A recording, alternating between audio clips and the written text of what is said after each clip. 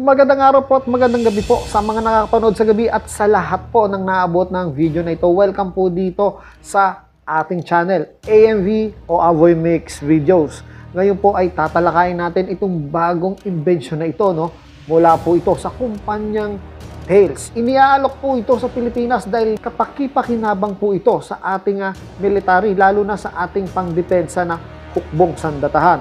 Ngayon, ito po, tingnan po natin, sama-sama po natin bigyan ng grade ito o magkomento tungkol dito. Malaya po kayong magsalita dyan sa ating comment box. Remember po, wag lang po tayong magsasalita ng anumang tinatawag nating hate speech kasi alam nyo na ito ay ayaw ng YouTube community.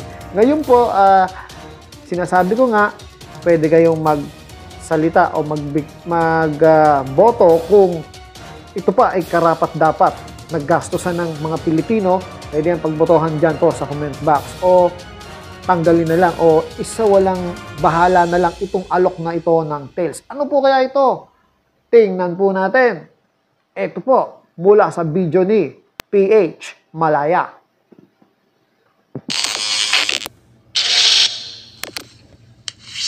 Welcome back to our channel.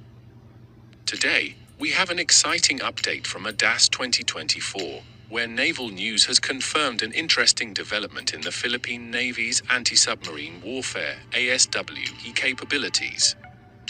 Thales has officially offered their captors as one variable depth sonar, a VDS, for use on several classes of Philippine Navy vessels. Let's dive in to see what this means for the fleet.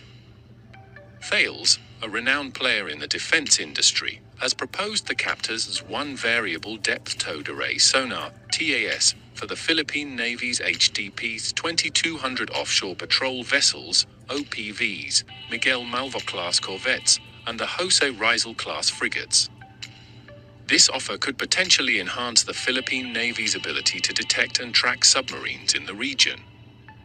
For those unfamiliar, Captors 1 is the smallest and most cost-effective variant in Thales' Captors family of towed array sonars. Despite its size, it boasts impressive capabilities. Designed specifically for smaller ships, Captors 1 has a maximum detection range of around 30 kilometers, making it a compact yet powerful solution. It can also be fitted on mission module containers, allowing for easy integration and removal, an excellent feature for flexible naval operations. The system is designed to complement the Thales flash dipping sonar already installed on the Philippine Navy's two AW-159 Wildcat ASW helicopters. Together, these systems would form a robust ASW network, enhancing the Navy's ability to detect underwater threats. Interestingly, until now, it was widely believed that the Captors 1 was offered only for the HDP's 2200 OPVs, given the requirements for these ships to have modular, removable sonar systems. Itigil po muna natin ang video at magbigay po tayo ng ilang mahalagang nakita po natin dito sa video. Sa tingin nyo po kaya ay karapat-dapat ito? Yung kayang mga barko natin ay capable po kaya sa mga makadetect? Ito po kasi pala ay pang-detect nung parang sonar na de-detect po nito yung mga submarine Alam naman natin napakarami ring submarine ng ating kalaban, yung China yung nangbubuli na ito. So para sa akin, kung walang capability yung ating mga barko para doon o kulang yung ating barko ay mukhang pwede ito kasi maliit lang po ito para kumbaga easy to carry. Pwede nga daw ilagay ito sa helicopter kung mapansin nyo at mukhang effective itong product na ito. Sana meron na ito kahit yung maliliit na bangka natin o kahit siguro yung pang BFAR o yung pang mangingisda, yung mga fisheries. Lagyan nila nito kasi parang pang-spy na ito. Tapos sila na yung magbabato doon sa Philippine Navy o Coast Guard. Kung meron tayo nito, di ba? Tingnan nyo, pwede siyang hilahin ng isang barko. Pwedeng ikabit sa barko, So, ituloy na po natin yung video ulit, But the recent report confirms that Thales is proposing this system for the larger Jose Rizal-class frigates and even the Miguel Malvo-class corvettes. Before this news, many had assumed that Thales would offer the captors too, a larger, more powerful towed array sonar for these frigates. The Captors 2 strikes a balance between size and performance, making it suitable for medium-sized ships like frigates. In fact, many navies around the world, including Malaysia's, have chosen the Captors 2 for their frigates, such as the smaller Maharaja Leela class. So, why might Thales have proposed the smaller Captors as one for the Jose Rizal and Miguel Malvo class?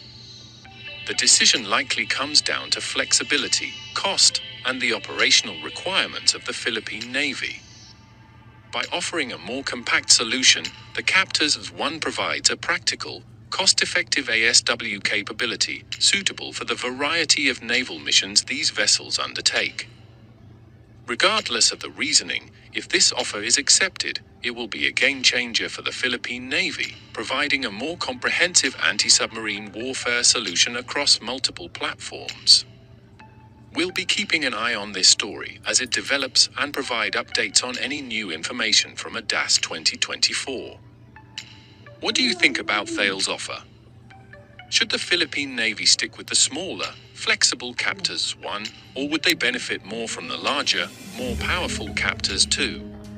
So yun po, tingin ko okay ito sa akin, kung walang ganito yung mga barko na in-acquire natin. So, hindi naman siguro ito kamahalan, maliit lang to. Pero minsan kasi mahal dahil yung maliit na technology, gaya ng missile, yung mga smart missile, mahal po yan. So, ito, I don't know, pero mukhang mahal din to, Kasi new technology ito ng Thales. At mukhang effective to, mukhang ewan ko lang kung yung mga stealth submarine kayang ma-detect nito, Pero palagay ko kaya kasi yung hindi natin alam kung ano yung technology ng sonar nito at kita nyo pwedeng ikabit kahit sa mga maliliit na vehicle o maliliit na sa mga speedboat natin. At mas maganda kung marami tayo nito. Sabi ko nga kanina, pwedeng ikabit doon sa mga fishing boat. As tinatawag natin nga, pwedeng mag-espiya sa ilalim ng kanilang O pwede rin hilahin. Kung nakikita nyo yung video, pwedeng hilahin habang umaandar yung barko. At dahil nga sa maliit ito, ay very easy to carry. So, kayo po, ano kaya sa tingin nyo? Ito po ay gagastos ba lamang o effective? Sana po makakita tayo ng kasagutan mula po sa inyo dito sa comment box.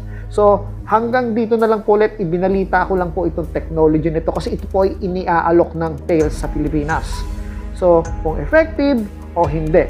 So, kung effective, kawawa. Useless na po ang mga submarine nyo. Kayong mga Chinese military, useless na po ang submarine nyo. Lalo yung mga submarine nyo, ewan ko lang kung matibay yan. Kasi pagka yan na-detect, sigurado talo na po yan. So, kayo po, kita-kita po tayo ulit at dito sa comment box, inaasahan ko po sana ang inyong vote o komento. Maraming salamat po. Hanggang sa muli.